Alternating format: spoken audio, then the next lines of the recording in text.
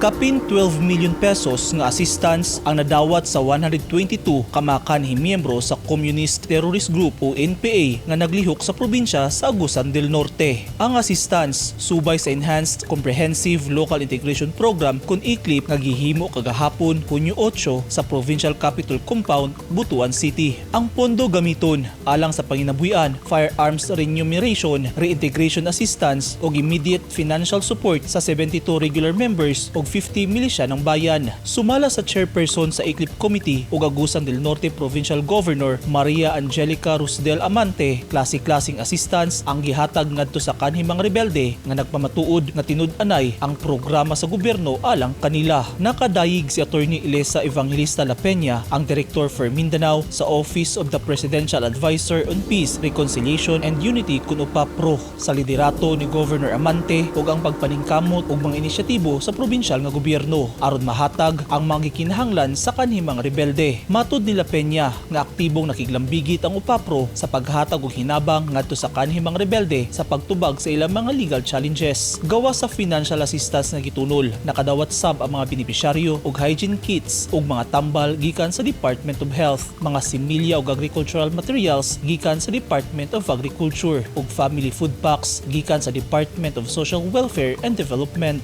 Nahatagan sa higayon ang kanhimang rebelde nga makasalmot sa agricultural, livelihood ug basic life support training nga gihimo sa TESDA, PAO ug PDRRMO. Eugene Hinutan, Newsline Philippines. Stay safe.